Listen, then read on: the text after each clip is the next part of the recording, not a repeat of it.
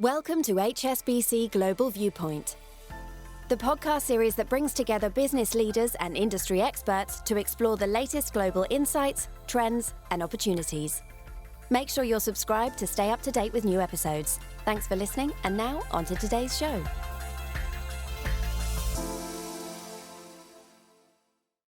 This is a podcast from HSBC Global Research, available on Apple Podcasts and Spotify. However you're listening, analyst certifications, disclosures, and disclaimers must be viewed on the link attached to your media player.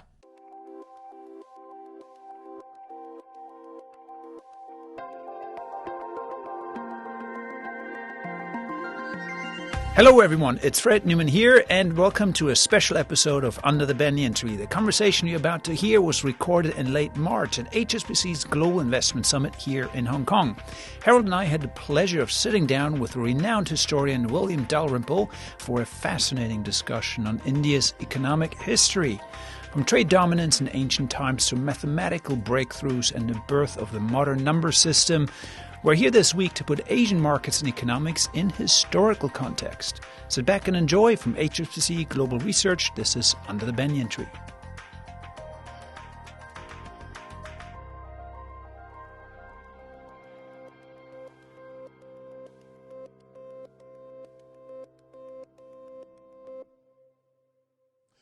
Well, let's kick things off with an introduction worthy of the occasion. Our special guest this week is a multi-award-winning author and historian and fellow podcaster. He's the recipient of no less than 6 honorary doctorates and has lectured at some of the world's most prestigious universities, from Oxford to Princeton. He's also been awarded the highly coveted President's Medal by the British Academy and has been named one of the world's top 50 thinkers by Prospects. The list goes on, but unfortunately we got this room only for an hour. So, William Dalrymple, welcome to Under the Banyan Tree. Thank you for having me. Yeah, wonderful to have you here, William, and a historian of your stature, following really South Asia in particular.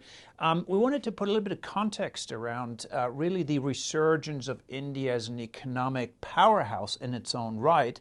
Now, in many ways, modern investors are looking at India and saying, wow, the growth rate's very impressive.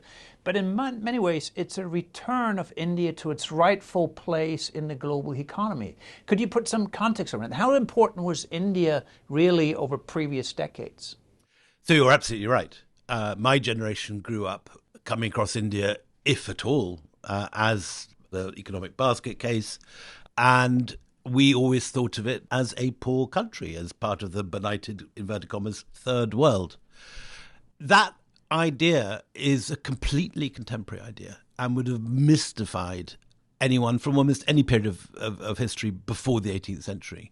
In antiquity, India was the Roman Empire's leading trading partner at a time when Rome incidentally had no conception of the existence of China. And Pliny talks about it as the drain of all the precious metals in the world. His contemporary Strabo talks about fleets leaving annually from Roman Egypt down the Red Sea of 250 vessels at a time, setting off with the monsoon winds. And then, because of the speed of being able to travel with the monsoon winds, you could get there and back in just 4 weeks. And so in a single year, you could very happily do an expedition to India and come back again in the space of a single calendar year. So through antiquity, people regarded India not as a poor region, but as one of the richest regions in the world. Then, to take another snapshot, you could do this for almost any period of history, but most obviously, I suppose, the Mughal period. At the time when the East India Company is founded, which is the year 1599, the year that Shakespeare is writing in the same city, Hamlet and Macbeth, which is not a bad year's work for most people. The East India Company went to India because it was the richest area of the world. Herald will know very well that the big competitors were, of course, the Dutch at this point. And it was the fact that the Dutch had managed to trade with such profit. The VOC had pulled in such incredible sums of money into Holland that the VOC being the Dutch East India Company, East India First Company, listed company on the planet, yes. Exactly. Yeah. And the Brits wanted to get in on the action. And so they went to, again, the place that they thought of as the richest place in the world. And the reason that India at that stage in its career was rich is it was the textile centre, 1 million looms in Bengal alone. And after tangling with the Dutch in the East Indies, they relocate to India and make a fortune. The East India Company becomes the most powerful company in history because India is the richest. So it's the equivalent of Silicon Valley today, I suppose. The richest area in the world in the early 18th century. And that is India. So we spoke about the Western world and, say, the Romans trading with India. But it had a big influence actually also on China and on Southeast Asia. I mean, I look at Indonesia. It's a Muslim country, an Islamic country, but actually you scratch the surface. There's Hinduism and Buddhism everywhere. Absolutely. Yeah. So I think, again, just like my generation grew up with the idea of India being a third world basket case in inverted commas, which is a completely false idea. So our generation, when they grow a little bit older, when they thought at all, if they did, about East-West trade, thought about the Silk Road. Yep. And this idea, which has come to dominate all discourse of East-West exchange, in fact, was only invented in the 19th century by a German historian or geographer, actually, called Baron von Richthofen in 1877. It only enters the English language in 1936, and it was only when I was at university, really, that you're getting the first shows in the Met in New York and so on, publicising this new idea. And since then, it's become to be a nostrum. It's become historical fact. But while I think it genuinely is a major and important thing from the time of the Mongols on, because the Mongols do smash a hole through the middle of Asia, creating a single state from the Mediterranean to the South China Sea where free trade can take place. It is a huge mistake to see it as something that existed in antiquity. There's absolutely no evidence that China and Rome were in contact at all, while India and Rome, as we've seen, were each other's number one trading partner. So I think what we've forgotten is that India, not China, was the center of the ancient economic world system, and that it was traveled by boat, not over land, that propelled that trade. So, and you can look at this at almost any period in history. India is hugely dominant, not just in trade, but in ideas. Most obviously Buddhism, which spreads in the 2nd, 3rd and 4th century AD. All the way to the east, yeah. Well, not just Southeast Asia, where today we think of, monks wandering around in Burma and in Thailand, but also places that we don't particularly associate with Buddhism, such as China, Mongolia, Siberia, Korea, and Japan, so on, yep. Japan. And so we talk about India. You highlight the centrality of India in the world economy in centuries past, in antiquity and so forth. But how unified is India? Is it one entity? Was it an empire? Or what counts for that inherent strength? So there is almost no period of history before the East India Company when all of India is united. You have brief moments, but from antiquity, India is thought of both internally and externally as a single cultural and geographical zone. William, there's the economic centricity of India in the past. There's a cultural centricity. We owe our modern civilization to a large part to Indian civilization, if you will. I wouldn't go as far as that. I think, again, one's got to be very careful how one expresses these things. India has a major contribution to world civilization, but of course, there are many other contributors. There are many others, yeah. So it is a source of many of our cultural achievements as mankind. I know you're a historian, but if you speculate a little bit to this idea of India being more an idea rather than a state, a centralized state, is that something in modern times that you think is something that sort of is still being reflected in some of the challenges that persist today, that you never had a centralizing bureaucratic force like China, for example, had, or other empires in the past? China, I think, again, spends a lot of its time, more than we acknowledge, disunited. And periods of Chinese history, such as the Warring States, are not always exceptions. There are long periods of Chinese history when China also is at least more than one kingdom. And for a lot of this period that we're talking about, China is two kingdoms, north and south. But India is definitely more fragmented for most of history than China is. There is long periods of Chinese history when China is governed from Xi'an or Luoyang. And the Machiavelli, if you like, of ancient India, Kautilya, conceives a series of what he calls mandalas, in other words, little spheres of influence abutting each other, like little hexagons, if you like, nestling into a single, into that space of the peninsula of India. And that he advises rulers to always, form alliances with the one beyond the next one. A lot of ancient Indian thought predicates the fact that India is not united, but it is also predicated on the fact that it is one civilization. But it is only under the British that you get this centralized bureaucratic state. And that, in a sense, is, I think, I'm not a great fan of British colonialism and have spent 20 years writing books about the damage it's done. But that is the gift of British colonialism, the fact that you have one nation state governed by one army and one civil service. And while the British did an enormous amount of damage, for example, to the Indian economy, that is the lasting and it lives on, that legacy, with the civil service exam and the tradition of bureaucratic tradition that the British bequeath. I've lived in India 40 years now, and I've seen a big change in that time, in that when I arrived in the mid-1980s, it was not at all impossible that India could fragment as Pakistan had done. Pakistan famously in 1971 splits into Pakistan and Bangladesh. When I arrived in India, there were still very active Sikh separatist groups, Khalistan in the Punjab. There were, in living memory, strong Tamil separatists and various other groups. And it would have been perfectly easy to imagine a future at that point. And indeed, my tutors at Cambridge, when I was studying this, in a sense, encouraged that idea that India was not a natural nation state and that it might easily fragment. Quite the opposite has taken place. We've seen now a very clear sense of Indian identity, and the only place that, in a sense, even nominally, really seriously has a major insurgency which is wanting separation is Kashmir. Does cricket help in that? Cricket helps a great deal. Film helps a great deal. Television helps a great deal. But I don't think anyone seriously doubts that India now has the boundaries that it has today. And outside of Kashmir and a few tiny pockets in the northeast, everyone is more or less happy to be part of this rising power.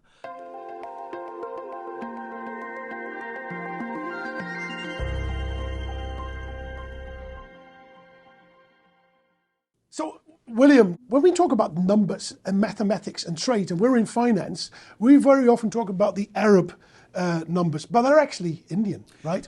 Well, I would say there are actually three main bodies of thought which come out of India at this period. We've talked about Buddhism. We shouldn't neglect Hinduism, which from the 6th century onwards also rise in Southeast Asia. And the great empires of the early Middle Ages, if you like, the Angkors, the Khmer empires, but also many other kingdoms in that region, all adopt Hindu kingship. Stories become deeply embedded in every aspect of that region's cultural life, in dance, in storytelling, in shadow puppetry. And that's the second thing. But you're right. In a sense, the greatest gift, I think, of India to the world is the gift of what effectively now is the nearest thing the human race has to a universal language, and that's our number system. Now, as you said, in the West, we call it Arabic numbers because we got it from the Arabs. But the Arabs got it from the Indians. It's not just the symbols and the conventions, it's the invention of the zero concept, Correct. isn't it? Yeah. All these things come from India, and they come specifically from the Indian quest to understand the world through understanding the stars.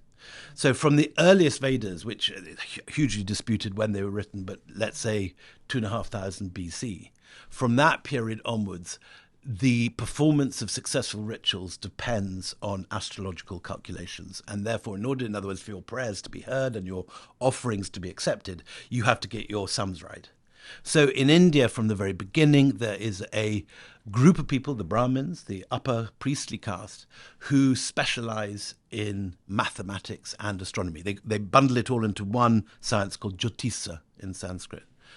And you have a series of remarkable mathematicians in early India who should, if the world was a just place, be every bit as famous as Pythagoras or Archimedes.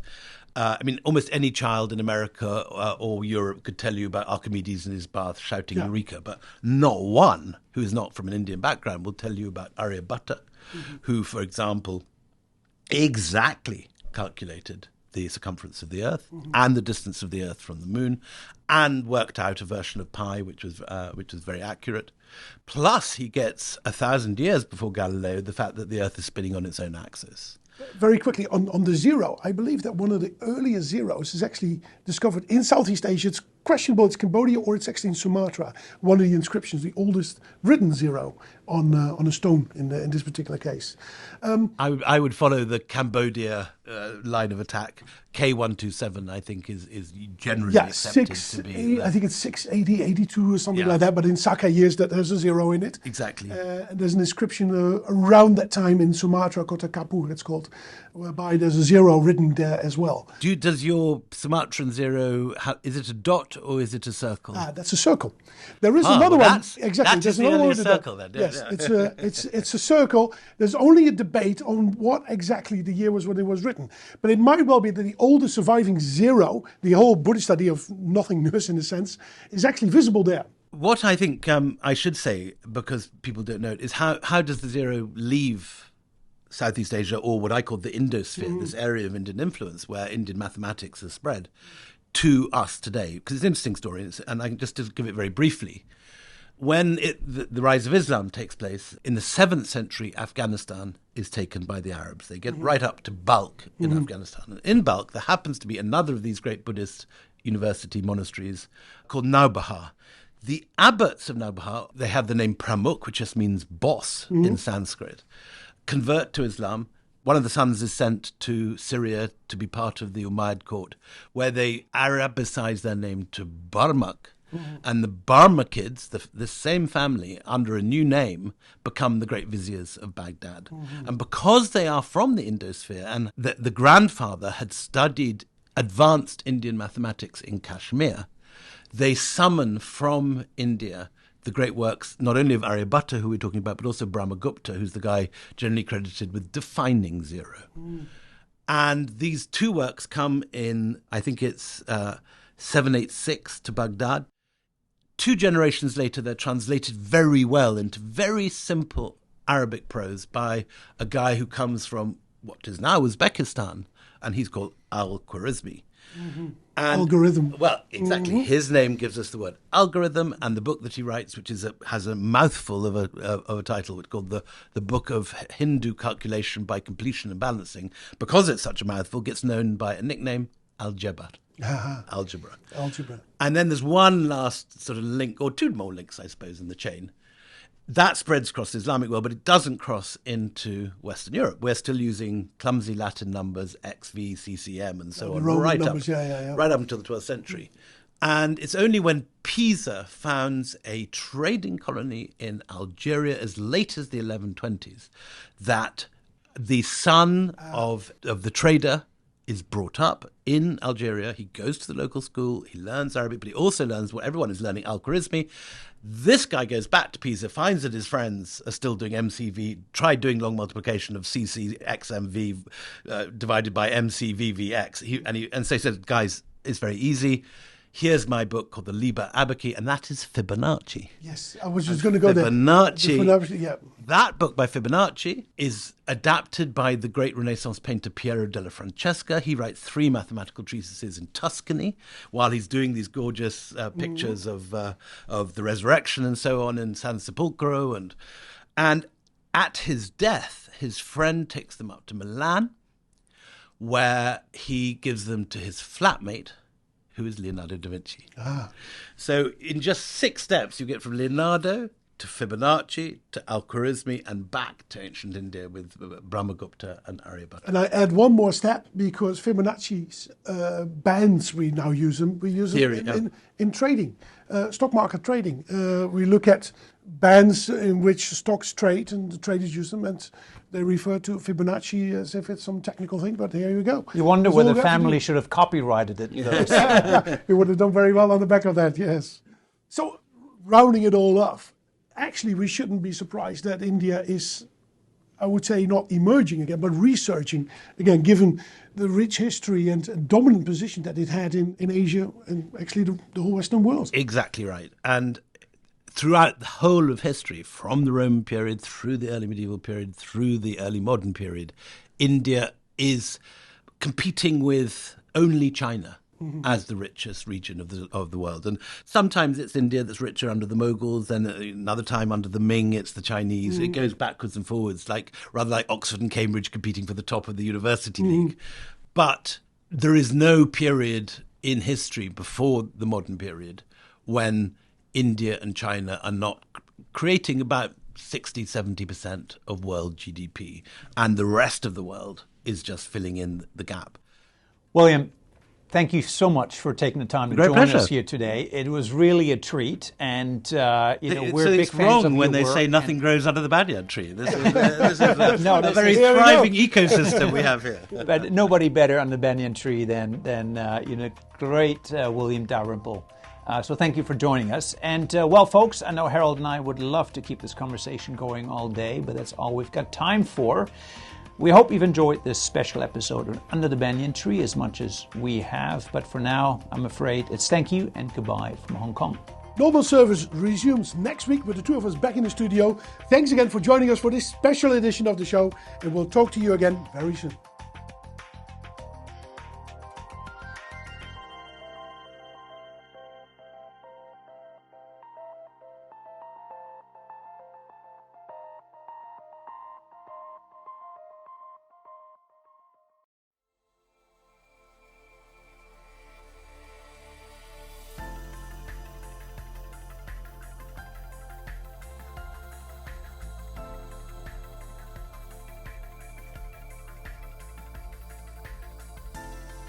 Thank you for joining us at HSBC Global Viewpoint.